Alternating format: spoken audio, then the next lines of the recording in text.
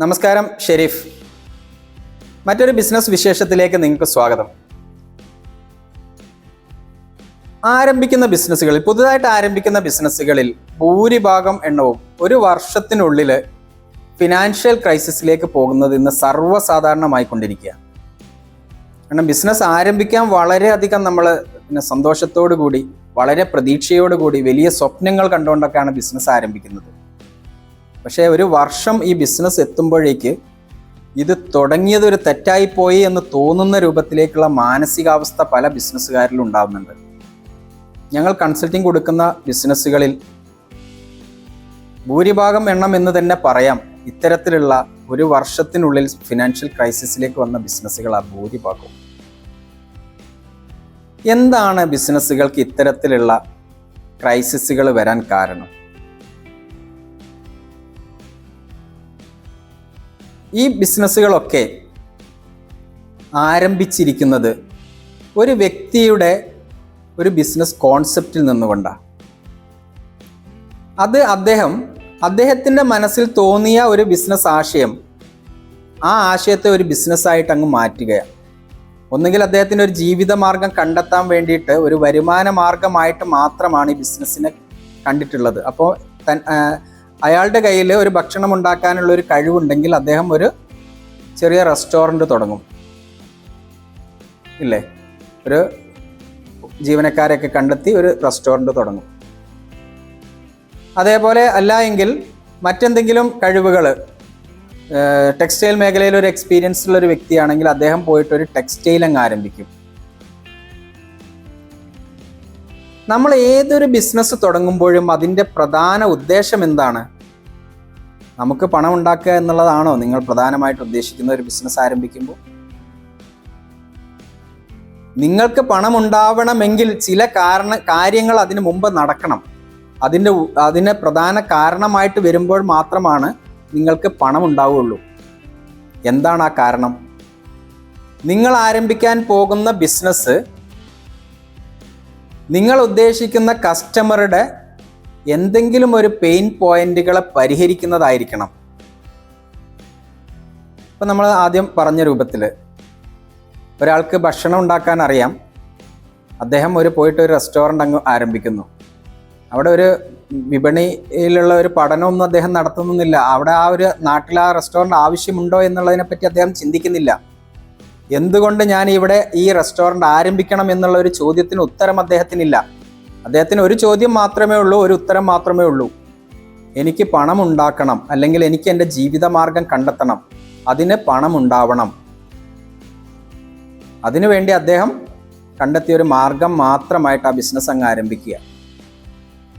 അതേ നാട്ടിൽ ചിലപ്പോൾ 4-5 റെസ്റ്റോറൻറ്റുകൾ നിലനിൽക്കുന്നുണ്ടാവും. ഇതേ രൂപത്തിലുള്ള, ഇദ്ദേഹം കൊടുക്കുന്ന അതേ ഫുഡുകളായിരിക്കും അവരും കൊടുക്കുന്നത്, ഇദ്ദേഹം കൊടുക്കുന്ന അതേ സർവീസുകളായിരിക്കും അദ്ദേഹവും കൊടുക്കുന്നത്.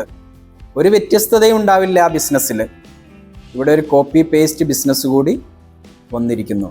നിലവിലുള്ള 4 ബിസിനസ്സുകളും 4 ചെറിയ റെസ്റ്റോറൻറ്റുകളും എന്തായിരിക്കും? കോപ്പി പേസ്റ്റ് ആയിരിക്കും. അതേപോലെ 5ാമതൊരു കോപ്പി പേസ്റ്റ് കൂടി ആ നാട്ടിൽ തന്നെ ആരംഭിക്കുന്നു. ആരംഭഘട്ടത്തിൽ ഒരു പുതിയ ഒരു റെസ്റ്റോറൻറ്റ് ആരംഭിച്ചു എന്നുള്ളത് കൊണ്ട് ആളുകൾ ചിലപ്പോൾ ഇവിടേക്ക് ആകർഷിക്കപ്പെട്ടേക്കാം. പിന്നീട് കാലം കഴിയുന്നതോടുകൂടി ഈ ബിസിനസ്സുകൾ പഴയ രൂപത്തിൽ തന്നെ സ്പ്ലിറ്റ് ചെയ്ത് മറ്റുള്ള റെസ്റ്റോറൻറ്റുകൾക്കും ഇദ്ദേഹത്തിനുമായിട്ട് വീതിക്കപ്പെടുന്ന അവസ്ഥയിലേക്ക്. കാരണം വേറൊരു വ്യത്യസ്തതയും ഇല്ല. ഇദ്ദേഹത്തിൻ്റെ അടുത്ത് തന്നെ വരണമെങ്കിൽ കിട്ടേണ്ട ഒരു വ്യത്യസ്തതയും ഈ ബിസിനസ്സിന് ഇല്ലാത്തത് കൊണ്ട് 2, 3 അല്ല 5, 6 മാസം കഴിയുമ്പോഴേക്ക് ഈ ബിസിനസ്സൊക്കെ എന്ത് ചെയ്യും? നിത്യ ചിലവുകൾ പോലും എടുക്കാൻ കഴിയാത്ത രൂപത്തിലേക്ക് ഈ ബിസിനസ് മാറും. ഇങ്ങനെ ഈ ബിസിനസ് ഫിനാൻഷ്യൽ ക്രൈസിസിലേക്ക് പോകും. ഇതിനുള്ളൊരു പരിഹാരം എന്താണ്? ഒരു ബിസിനസ് കോൺസെപ്റ്റ് കണ്ടെത്തുമ്പോൾ നിങ്ങൾ ഈ തുടങ്ങാൻ പോകുന്ന സ്ഥലത്തെ നിങ്ങൾക്ക് ഈ ബിസിനസ്സിലേക്ക് വരേണ്ട കസ്റ്റമർ ആരാണ് എന്നുള്ളത് ആദ്യം നിങ്ങൾക്ക് ബോധ്യപ്പെടണം. അവർ ഇതേപോലെയുള്ള റെസ്റ്റോറൻറ്റുകൾ ആ നാട്ടിലുണ്ടെങ്കിൽ അവർ ഇതിൽ നിന്ന് എന്തൊക്കെയാണ് വ്യത്യസ്തമായിട്ട് ചിന്തിക്കുന്നത്, എന്തൊക്കെ വ്യത്യസ്തതയാണ് അവർക്ക് ആവശ്യമായിട്ട് കൊടുക്കാൻ കഴിയുന്നത്, അവർക്ക് എന്തൊക്കെ വ്യത്യസ്തമായിട്ടുള്ള കാര്യങ്ങൾ കൊടുക്കുമ്പോഴാണ് അവർ കൂടുതൽ സംതൃപ്തരാവുന്നത് എന്നുള്ളത് നിങ്ങൾ പഠിക്കാൻ വേണ്ടി തയ്യാറാവുക. എന്നിട്ട് ആ വ്യത്യസ്തമായ രീതിയിൽ നിങ്ങൾ ആ റെസ്റ്റോറൻറ്റിനെ നിങ്ങൾ ആ നാട്ടിൽ അവതരിപ്പിക്കുകയാണെങ്കിൽ നിങ്ങൾക്ക് ഈ ഫിനാൻഷ്യൽ ക്രൈസിസ് വരാതെ നല്ല ബിസിനസ് ചെയ്തുകൊണ്ട് ഈ ബിസിനസ്സിനെ വിജയിപ്പിക്കാൻ കഴിയും.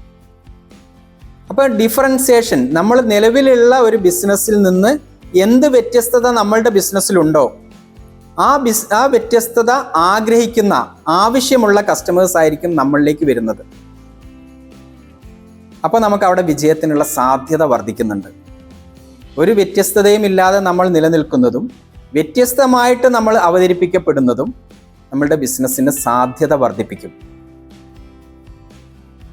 അപ്പോൾ നിങ്ങളൊരു ബിസിനസ് ആരംഭിക്കുമ്പോൾ, പുതിയതായിട്ട് ആരംഭിക്കുകയാണെങ്കിലും നിലവിലൊരു ബിസിനസ് നടത്തിക്കൊണ്ടു പോവുകയാണെങ്കിലും നിങ്ങളുടെ ബിസിനസ്സിന് എന്ത് വ്യത്യസ്തതയുണ്ട് എന്നുള്ളത് നിങ്ങൾ വിലയിരുത്തുക. വ്യത്യസ്തതയൊന്നും നിങ്ങൾക്ക് നിങ്ങളുടെ കോമ്പറ്റേറ്ററുമായിട്ട് കാണാൻ കഴിയുന്നില്ല എങ്കിൽ നിങ്ങളുടെ ബിസിനസ്സിൽ ഒരു വ്യത്യസ്തത കൊണ്ടുവരുന്നതിനെക്കുറിച്ച് പഠിക്കുക നിങ്ങൾ. എന്നിട്ട് വ്യത്യസ്തമായിട്ട് നിങ്ങളുടെ വിപണിയിൽ നിങ്ങളുടെ ബിസിനസ്സിനെ നിങ്ങൾ അവതരിപ്പിക്കുക. തീർച്ചയായിട്ടും നിങ്ങളുടെ ബിസിനസ് വിജയിക്കും. ഇന്നത്തെ ടോപ്പിക്ക് നിങ്ങൾക്ക് ഉപകാരമായി എന്ന് കരുതുന്നു. ബിസ് ബ്രാൻഡ് ബിസിനസ് കമ്മ്യൂണിറ്റിയുടെ ഭാഗമാകാൻ നിങ്ങൾ ആഗ്രഹിക്കുന്നുവെങ്കിൽ ഈ വീഡിയോയുടെ ഡിസ്ക്രിപ്ഷനിൽ അതിനുള്ള ലിങ്ക് കൊടുത്തിട്ടുണ്ട്. നിങ്ങളുടെ ബിസിനസ്സിൻ്റെ സംശയങ്ങളും നിങ്ങളുടെ ബിസിനസ്സിലെ വെല്ലുവിളികളെയും ഒക്കെ നിങ്ങൾക്ക് കൃത്യമായിട്ട് ചർച്ച ചെയ്യാൻ കഴിയുന്ന നല്ല ഒരു പ്ലാറ്റ്ഫോമായിട്ടാണ് ബിസ് ബ്രാൻഡ് ബിസിനസ് കമ്മ്യൂണിറ്റി വരുന്നത്. ധാരാളം ബിസിനസ്സുകാർ ഇതിൻ്റെ ഭാഗമായിട്ട് നിലവിൽ ആ കമ്മ്യൂണിറ്റിയുടെ ഭാഗമായിട്ടുണ്ട്. അപ്പം നിങ്ങൾക്ക് ധാരാളം അറിവുകൾ ആ കമ്മ്യൂണിറ്റിയുടെ ഭാഗമാകുന്നതോടുകൂടി നിങ്ങൾക്ക് നേടിയെടുക്കാൻ കഴിയും. കൂടാതെ നിങ്ങൾക്ക് ലൈവ് സെഷനുകളും റെക്കോർഡഡ് സെഷനുകളും ഒക്കെ നിങ്ങൾക്ക് സൗജന്യമായിട്ട് തന്നെ ഈ കമ്മ്യൂണിറ്റിയുടെ ഭാഗമാകുന്നതോടുകൂടി നിങ്ങൾക്ക് ലഭിക്കും.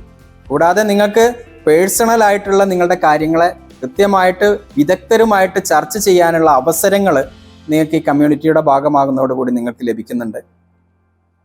മറ്റൊരു നല്ല ബിസിനസ് വിശേഷവുമായിട്ട് നമുക്ക് വീണ്ടും കാണാം. Thank you.